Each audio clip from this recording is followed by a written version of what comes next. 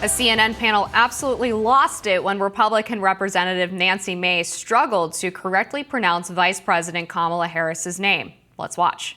And Kamala's. Oh, you had it right. You almost got it. I will say Kamala's name any way that I want to. No, but you mispronounced her and you also misjudged her. I just did, and I'll do it again. Mispronouncing her name. That's a refusal to acknowledge her humanity.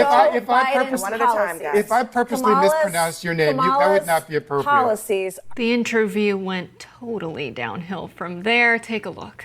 When you disrespect Kamala Harris by saying you will call her whatever you want, I know you don't intend it to be that way. That's the history and legacy of white disregard for the humanity of black people. Oh, so now you're calling me racist. I didn't say. I just said you weren't a racist. That is complete. No, you don't have to intend racism to accomplish you are it. intending that I am Your disrespect racist, of Kamala Harris is part and parcel of a tradition of disrespect. It's offensive, Congresswoman, why can't you just? I'm not calling you a racist. I'm telling you what the practice is racist. You are. You absolutely are. Let me get No, what's disgusting is your disrespect of her. Professor. This gentleman said, I didn't know her name. He's trying to do it. Is her disrespect of women. She doesn't know what a woman is. And if 25 years ago, white women don't have the ability to tell black women who paid the price of blood to make this country what it is to tell them they're not real women. Mace then refused to condemn Trump's recent comments that Harris, quote, turned black. Let's watch. I didn't hear him say it. I didn't hear what he said about her race. I am not going to weigh in on her race. As a woman, I did say it. Okay, well, as a woman, I want to weigh in. She turned black, he said. He said she was raised Indian. Now she was Indian, all he knew. Now she turned black. Well, she's a mixed race, She's a mixed race. He said that to the National Association of Black Journalists. Right. He went to, and he said at the same event where he said he'd done more for black people than any president in history. I guess here's the thing. When he was president, wages for women were better than they've been in a long time. Wages for blacks were better than they've been in a long time. The lowest black unemployment rate in history. It happened under Joe Biden. He did a lot of good. Let me just finish this to both of you. From all walks of the country. This doesn't take that much courage, honestly, to just say that was out of bounds. I don't know what he said. I didn't see. He said that she turned black. He questioned whether she was really black. I don't think that's that hard to say. That's out of bounds. Can you say that? I mean, I didn't say it, and I would not say it. Just say yes. I just said we are connected to your inability to pronounce her name. We are out of time. It's a very. We are out of time. It's a cult. They won't say anything that goes against the cult. Yes, you are. You are a cult member. Are you kidding me? It's a cult. I have a diverse district. If you won't speak out against the cult member, you're a cult. Cult leader is Donald Trump. We are out of time at the table. The fact that you talk to women this way is ridiculous. You just talked about a black woman that way. What an ending to a segment. I'm glad we don't do that here.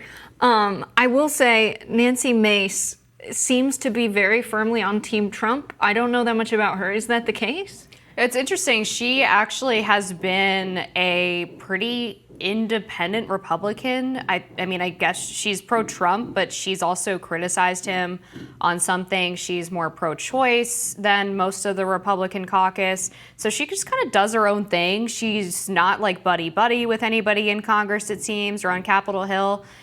She got in trouble recently at a prayer breakfast for talking about how much she loves to bone her fiance. I remember this. So, I mean, she's just sort of like a wild card. Yeah, no media. You can't media train this woman. No. She is untrainable. I remember the prayer breakfast story. She made a comment about she was late because her fiance pulled her back into bed. Yeah.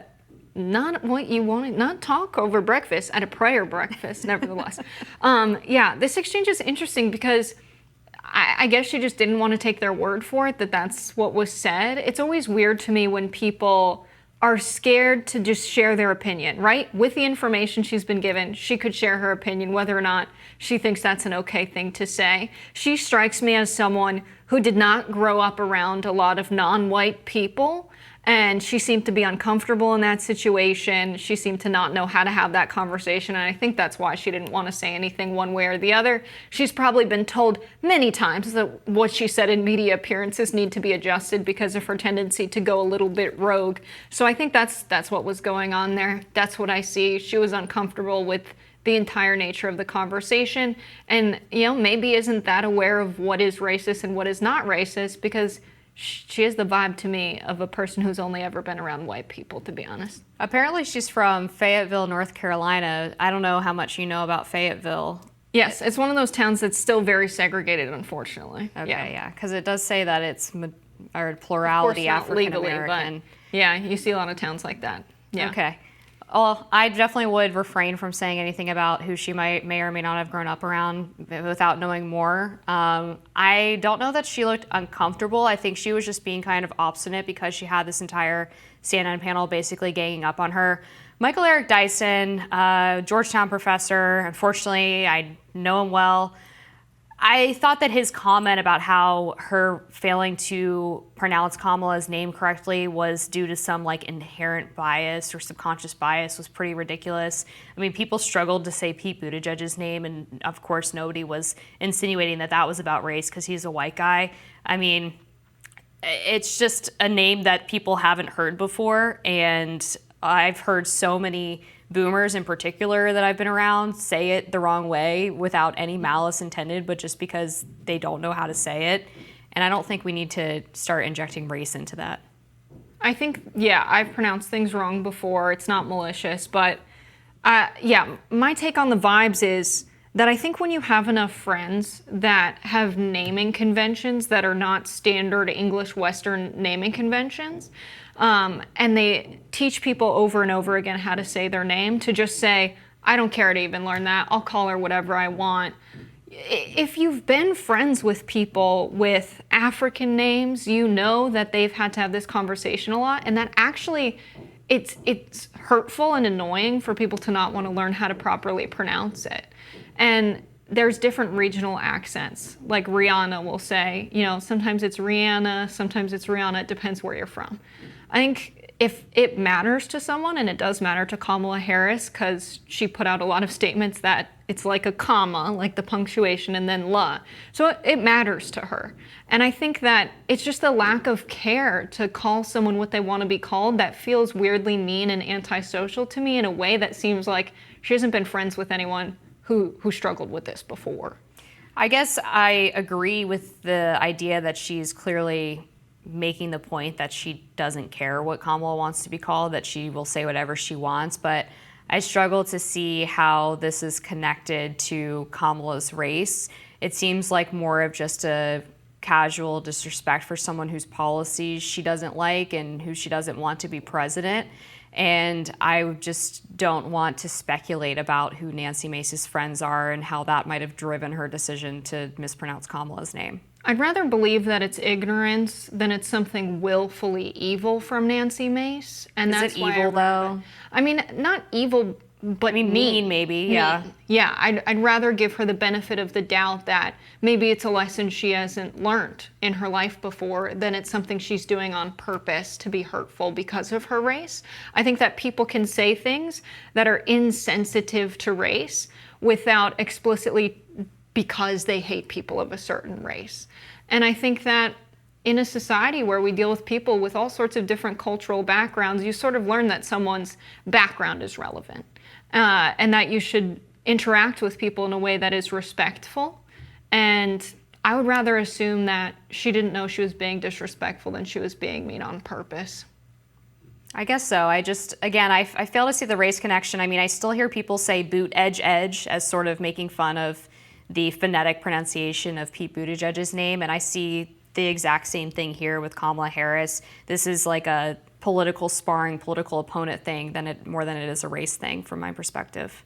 Yeah, I don't know. I think the Buttigieg thing, we learned how to pronounce the name. If she said, you know, I don't ever care to learn how to pronounce Buttigieg's name, you might hear someone say, well, that's because you don't like him because he's your political opponent. Yeah, and I do hear people do that with Buttigieg, is my point.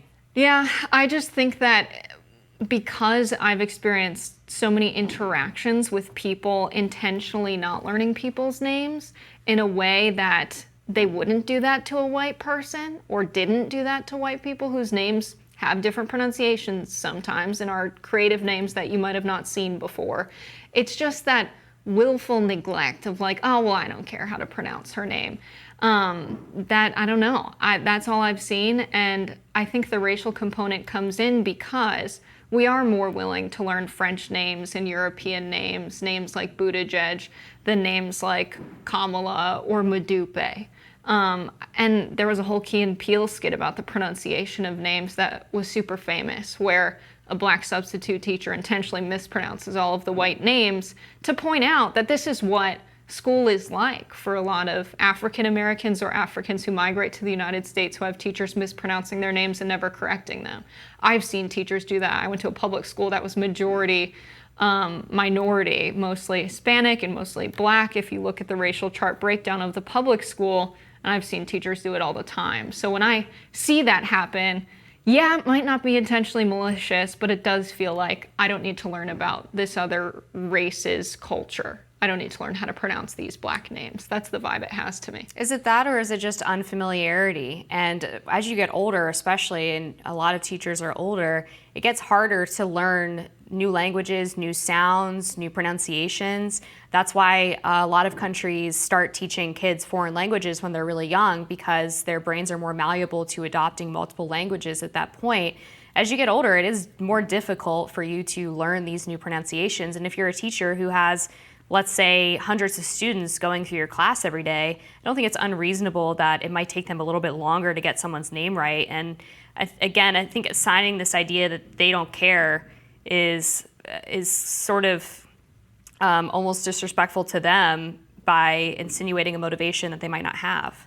Well, Nancy said, I'll call her whatever I want. Oh, no, I agree with you on Nancy, but I'm saying, like, connecting this to, because we're trying to make the racial connection, right? Yeah. And so the racial connection you're saying is that you've seen this happen before with other people who are minorities who have names that are not super common in American vernacular. And I think the Nancy Mace situation is she's saying, this is my political opponent, whatever. She's Kamala, whatever. I'll say whatever I want.